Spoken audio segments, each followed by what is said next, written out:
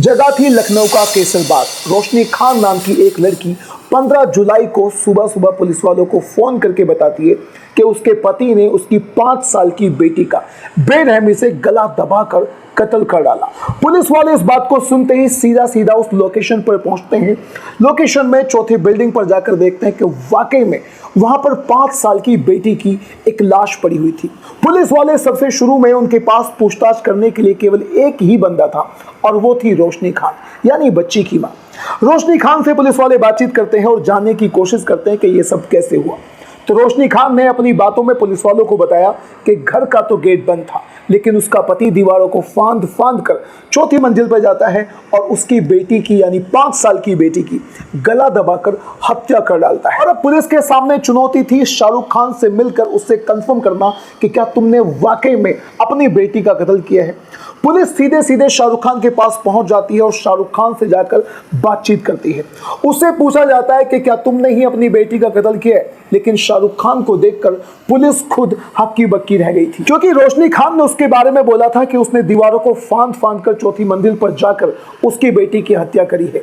लेकिन जब पुलिस वालों ने शाहरुख खान को देखा तो वो सही से चल भी नहीं पा रहा था। शाहरुख खान की हालत को देखकर पुलिस को बहुत अच्छे से पता चल चुका था कि शाहरुख खान चौथी मंजिल पर किसी भी सूरत में नहीं जा सकता। रोशनी ने पुलिस वालों को बताया था कि उसके पति ने उसकी बेटी की हत्या 15 तारीख को करी है, लेकिन जब पुलिस वालों ने उसकी बेटी की लाश की हालत देखी तो उन्हें देखकर लगा कि इसकी हत्या अब से तकरीबन 48 घंटे पहले कर दी गई है, क्योंकि उस लाश में से बदबू आ रही थी और वो लाश पूरी तरह से एसी के बिल्कुल सामने पड़ी हुई थी। और बस पुलिस वालों को यहीं से शक होता है और वो सख्ती से बातचीत करने की कोशिश करते हैं रोशनी खान से। पुलिस वालों को एक और भी बात से शक होता है। जब पुलिस वालों ने शाहरुख खान से बात करी तो शाहरुख खान सही से चल भी नहीं पा रहा था। जो इंसान सही से चल भी नहीं पा रहा वो चौथी मंजिल पर दीवारों को कूद फांद कर आखिर कैसे चढ़ सकता है। पुलिस वालों के मन में ये सवाल बहुत ज्यादा गहरे होते जा रहे थे। बस यही सोचकर वो सीधा सीधा मन बना लेते हैं कि अब हमें रोशनी खान से ही बातचीत करनी, और पुलिस की एक टीम रोशनी खान से बातचीत करती है। जब रोशनी खान से बातचीत की जाती है तो एक ऐसा मामला सुलझकर सामने आता है, यानी एक ऐसी बात सामने आती है जिसे जिसने भी सुना उसके होश उड़ गए, क्योंकि रोशनी खान बताती है कि उसकी बेटी की हत्या किसी और ने नहीं बल्कि खुद उसी ने करी है। और हत्या जिस तरीके से करी है उसे सुनकर पुलिस वाले भी पूरी तरह से हक्के बक्के रह जाते हैं। रोशनी खान ने अपने कबूलनामे में बताया कि 13 और 14 तारीख की रात को रोशनी खान अपने एक बॉयफ्रेंड जिसका नाम था उदित जायसवाल, उसके साथ में उसी फ्लैट पर चौथी मंजिल पर अपनी 5 साल की बेटी के साथ थी। उदित जायसवाल और रोशनी खान दोनों रात को ड्रिंक करते हैं और ड्रिंक करने के बाद एक दूसरे के साथ सेक्सुअल रिलेशनशिप बनाने की कोशिश करते हैं। बस यहीं पर इसी ही आपत्तिजनक स्थिति में उस 5 साल की मासूम बच्ची ने इन दोनों को देख लिया, और वो 5 साल की मासूम बच्ची इन दोनों को देखने के बाद अपनी माँ से केवल एक ही बात कह रही थी। वो बच्ची कह रही, जो अंकल हैं ये बहुत ज़्यादा गंदे हैं और मैं इन अंकल की शिकायत अपने पापा से करूंगी। इनके बारे में मैं अपने पापा से बताऊंगी कि ये कितने गंदे हैं। उस बच्ची की इसी बात को सुनने के बाद ये दोनों बहुत ज़्यादा घबरा जाते हैं और अब एक प्लान मन में सेट कर लेते हैं।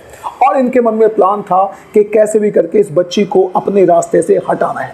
बस यहीं से इन दोनों के मन में प्लान आता है कि चलो इसका यहीं पर साथ ही साथ मर्डर कर देते हैं।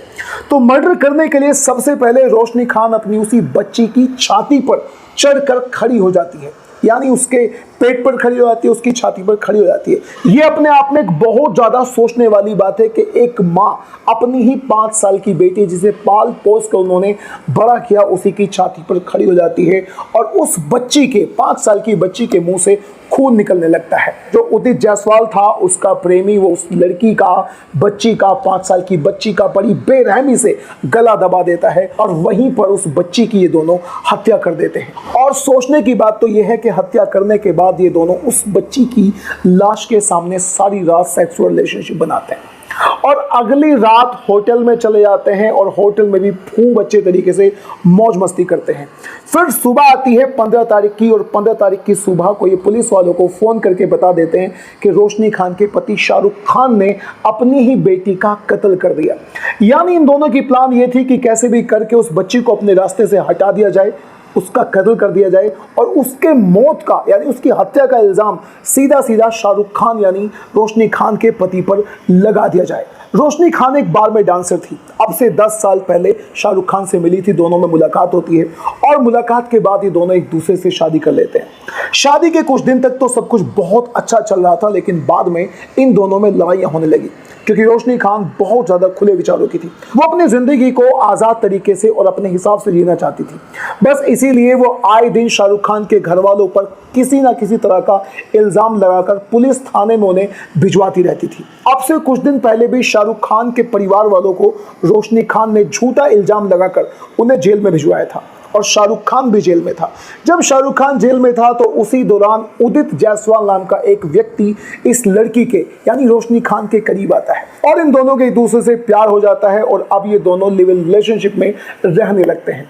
बस यहीं से प्लान बनती है कि कैसे भी करके शाहरुख खान पर एक और हत्या का इल्ज़ाम लगवाकर उसे जेल में भिजवा दिया जाए और फिर हम दोनों एक दूसरे के साथ बड़े अच्छे से अपनी जिंदगी काट सकते हैं। अचंभे की बात तो यह है कि शाहरुख खान को यह पता तक नहीं है कि उसकी जो पत्नी जिस व्यक्ति के साथ लिव इन रिलेशनशिप में रह रही थी वो शाहरुख खान का ही पुराना दोस्त था। यानी उन दोनों की दोस्ती पूरे 8 साल की थी, लेकिन जैसे ही शाहरुख खान जेल में जाता है तो वो लिव इन रिलेशनशिप में उसकी पत्नी के साथ रहना शुरू कर देता है। अब उदित तो रोशनी खान की ही प्लानिंग थी कि इस बेटी को मारकर उसकी हत्या का इल्जाम उसके पिता पर लगाने के बाद हम दोनों अपनी जिंदगी को आपस में बेहतरीन तरीके से जी सकते हैं।